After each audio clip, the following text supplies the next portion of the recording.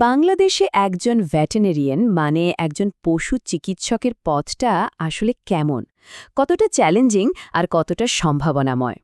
আজকে আমরা এই গুরুত্বপূর্ণ পেশার একদম ভেতরে ডুব দেব, জানব তাদের আসল প্রভাব আর ভবিষ্যতের কথা। তো চলুন শুরু করা যাক। শুরুতেই একটা দারুণ তথ্য দিই, কেমন?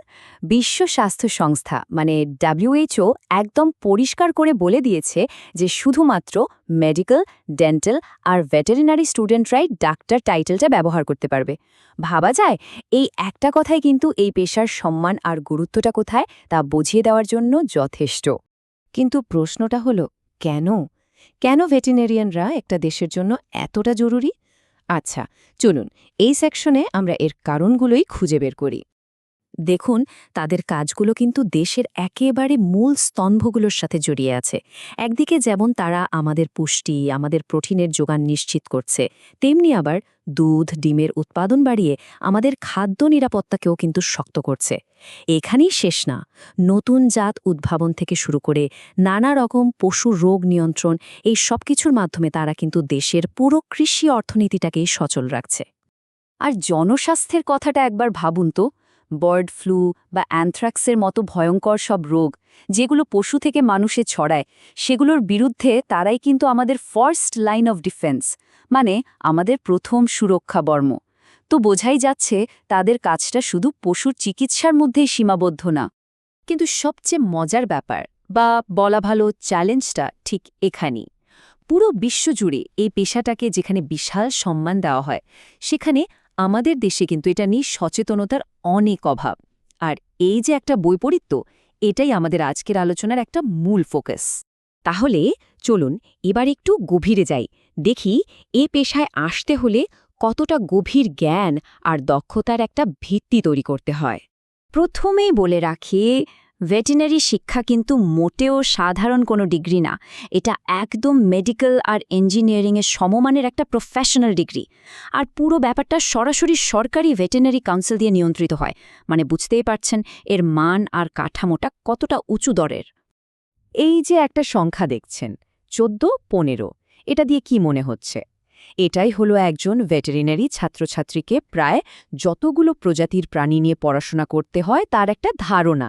চিন্তা করুন একবার, এই বিশাল সিলেবাসটাই কিন্তু পড়াশোনাটাকে অনেক বেশি চ্যালেঞ্জিং করে তোলে।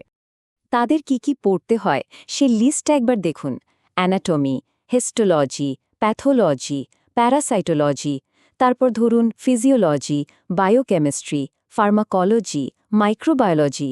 এখানেই শেষ না, মেডিসিন আর সার্জারি তো আছেই, সাথে এপিডেমিওলজি, জেনেটিক্স, এমনকি রেডিওলজিও পড়তে হয়। মজার বিষয় কি জানেন? মানব চিকিৎসার প্রায় সব বিষয়ের সাথেই এর দারুণ মিল আছে, যা এক কথায় প্রমাণ করে দেয় যে এই শিক্ষাটা আসলে কতটা গভীর। শুধু তো থিওরি না, হাতে কলমে শেখার সুযোগও আছে।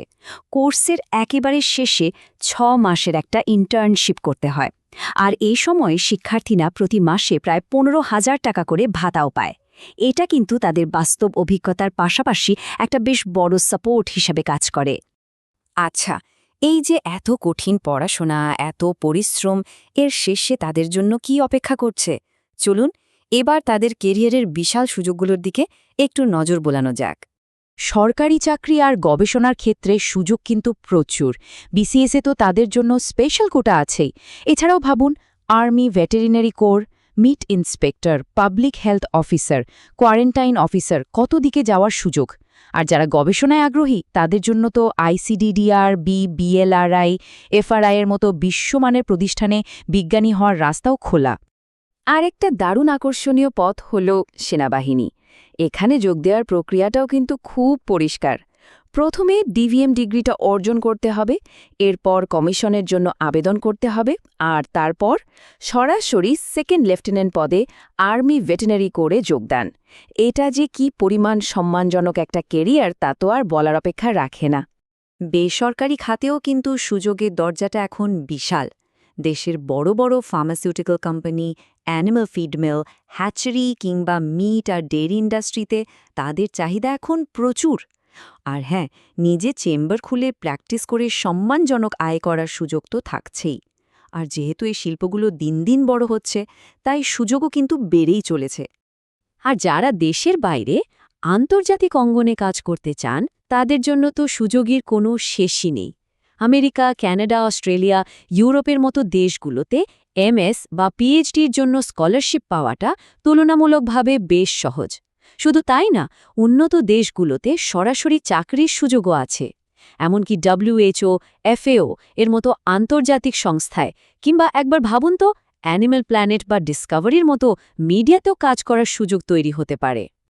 তো সব মিলিয়ে যা বোঝা যাচ্ছে, ভেটেরিনারি পেশাটা আসলে শুধু একটা চাকরি না, এর চেয়েও অনেক বড় কিছু। চলুন আলোচনার একেবারে শেষ অংশে এসে এই পেশার সারমর্মটা আরেকবার দেখে নিই। তাহলে একজন ভেটেরিনারিয়ান আসলে কে? সহজ কথায়, তিনি একজন উচ্চ দক্ষ পেশাজীবী যিনি সরাসরি দেশের জনস্বাস্থ্য, খাদ্য নিরাপত্তা এবং অর্থনৈতিক উন্নয়নে অবদান রাখছেন। এই একটা সংজ্ঞাই কিন্তু তাদের কাজের আসল পরিধিটা তুলে ধরে। তাহলে পুরো ব্যাপারটা মিলিয়ে কি দাঁড়ালো? এটা একটা সম্মানিত বৈজ্ঞানিক পেশা। হ্যাঁ, এটা বেশ চ্যালেঞ্জিং, কিন্তু তার চেয়ে অনেক বেশি ফলপ্রসূ। এই পেশাটা একদিকে যেমন অর্থনৈতিক স্থিতিশীলতা দেয়, তেমনি দেশের সেবা করার একটা দারুণ সুযোগ করে দেয়। আর বিশ্বজুড়ে এর যে একটা স্বীকৃতি আর চাহিদা আছে, সেটা তো আছেই। সবশেষে একটা প্রশ্ন রেখে যেতে চাই। খাদ্য নিরাপত্তা নিশ্চিত করা থেকে শুরু করে জনস্বাস্থ্য রক্ষা করা পর্যন্ত প্রায় প্রত্যেকটা গুরুত্বপূর্ণ ক্ষেত্রে ভেটেরিনেরিয়ানদের অবদান আমরা দেখলাম।